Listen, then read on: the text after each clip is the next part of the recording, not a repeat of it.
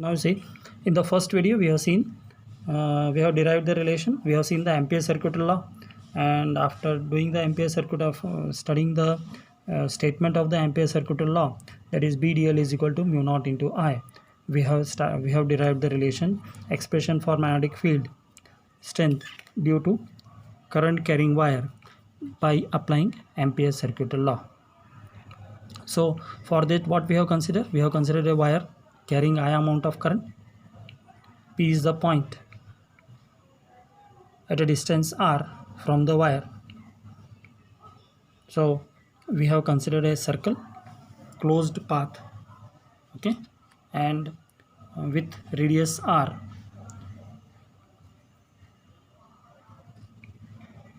And B is what?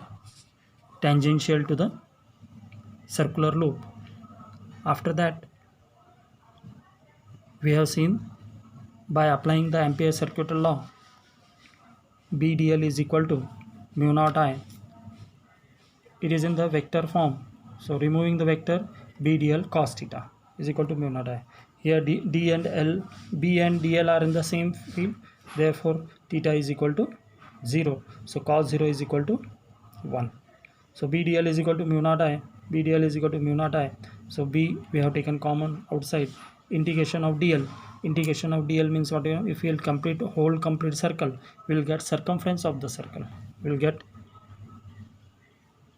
circumference of circle or length of circle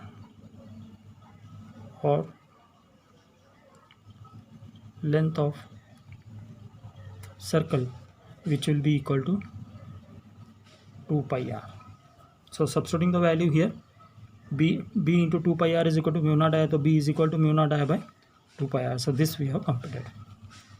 Okay, so now from this result, what it is clear? From this derivation, we conclude that magnetic field at every point on a circle of radius r is same in the magnitude. The magnetic field around a wire possesses cylindrical symmetry. Magnetic field, how it is possesses cylindrical symmetry. Second thing, the field direction at any point on this circle is tangential to it. Always the field direction will be tangential to it. The lines of constant magnitude of magnetic field forms the concentric circles. It will form what? Concentric circles. The lines are called magnetic field lines. The lines are called as what? Magnetic field lines. Third point, the wire is of the infinite length. The field due to it at a non-zero distance is not infinite. Field will not be infinite, it will be a finite only. So this we have completed the Ampere circuit law. So now today I have sent this PDF file to you.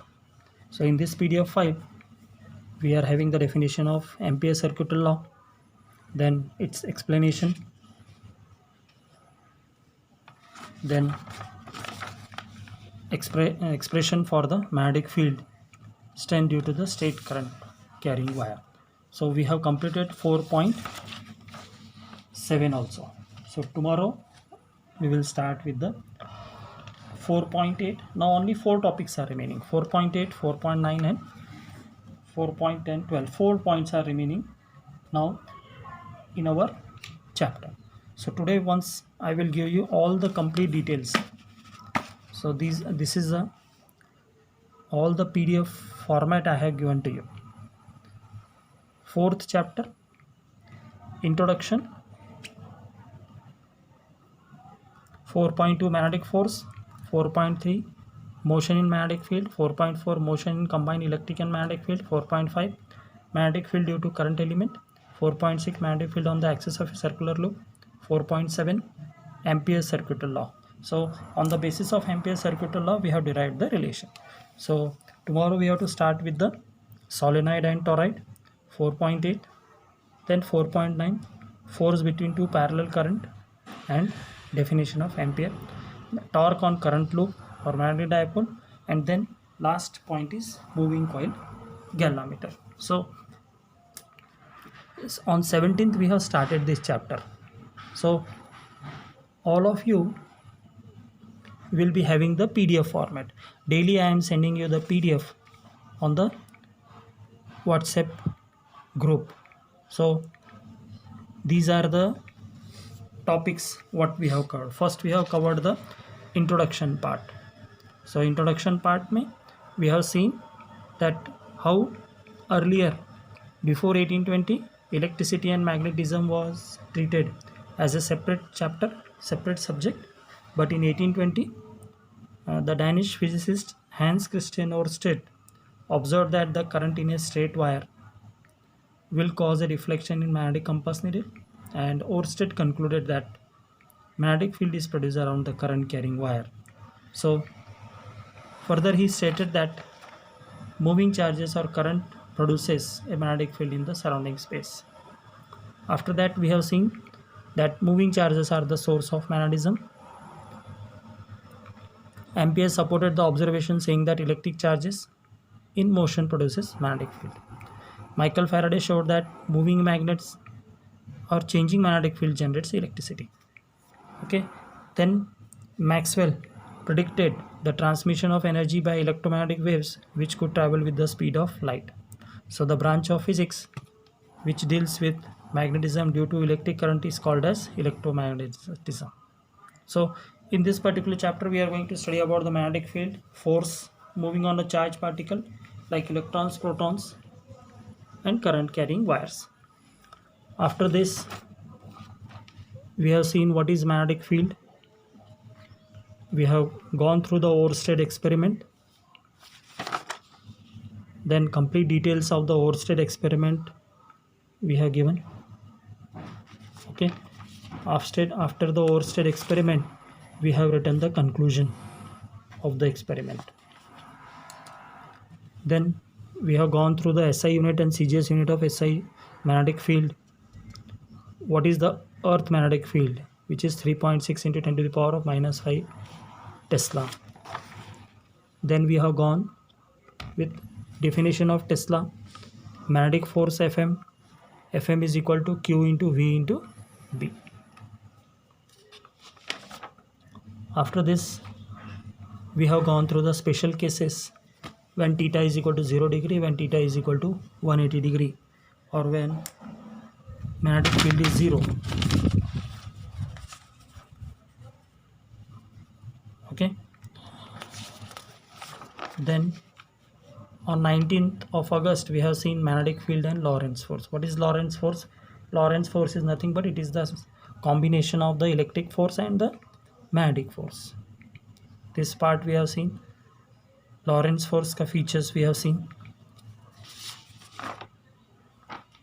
On 5th page we have seen the magnetic force on a current carrying conductor. We have derived the relation. That is, if using this relation drawings were given, and we have derived the relation F is equal to BIL sin theta. Then we have seen case 1 and case 2, when theta is equal to 90 degree, when theta is equal to 0. On the same day we have seen the factors on which the force acting on the conductor carrying current placed in the magnetic field depends. It depends upon the length of the conductor, current in the conductor, magnetic field strength. Then we have seen the rules to find the direction of the force. There are two rules. The direction of force acting on the current carrying conductor in a magnetic field can be found by two rules: right hand palm rule, Fleming's left hand rule. This we have seen. Then definition. Then we have seen the numerical problems. So this was on 21st of August. We have seen the numerical problems. Then 22nd we have started with the motion in a magnetic field. In this case we have seen that magnetic field is uniform, magnetic field is perpendicular to the plane of the paper. There are 3 to 4 conditions. First condition, when theta is equal to 0, what will happen? There will be no force. Okay, then we have seen motion of a charged particle is perpendicular to the direction of the magnetic field. Then if it is perpendicular, we have seen that the charged particle will move in a straight line. The motion of charged particle is neither along nor perpendicular to the direction of the magnetic field. Theta is equal to 0, 90 and 180 degree. Then we have seen in detail what will happen when theta is equal to 0. There will be no force acting on the particle, so the particle will move in a straight line. Theta is equal to 90 degree. We have seen that the charged particle will move in a circular orbit. If theta is in between 0 to 90 degree, we saw that the charged particle will start moving in a helical motion. So for that, this much we have seen. Then we have, on the same day, 22nd, we have derived the expression for radius, angular frequency, time period, circular motion of a charged particle in uniform magnetic field. So on this derivation, R is equal to mv by b cube we have seen. Those who require the notes, just go through the website. Okay, WhatsApp website. I have given all the PDF format on this. Now then we have seen the expression for angular frequency. V is equal to R into omega. So substituting the value of omega we have found out. Then we have found out the time period, the charged particle. Then it is given by T is equal to 2 pi mb by b cube. Then we have found out the frequency of a charged particle. Complete notes were given to you. On 24th, we have derived the expression for radius of the helix, time period, frequency and angular frequency. Pitch of the helix for the motion of the charged particle in uniform magnetic field we have completed. The complete derivation we have done for the radius of the helix. Then time period of the charged particle, frequency of the charged particle, and then angular velocity and pitch of the helix. So on 25th, we have seen motion in a charged combined electric and magnetic field, that is velocity selector. Concept of velocity selector we have written. Notes were given on the same day. V is equal to E by B. This is the condition used to select the charged particle of a particular velocity. This we have seen, and this was used by J.J. Thomson. Okay. Then we have written the definition of velocity selector. What are the crossed fields? What is the uses of velocity selector, that we have seen. Then we have seen that derivation show that the charged particle will move in a straight line if the velocity is E by B. So this derivation we have completed. And on 26th, we have done magnetic field due to a current element or Biot-Savart law. We have seen the current element. What do you mean by current element? Then we have seen the Biot-Savart law.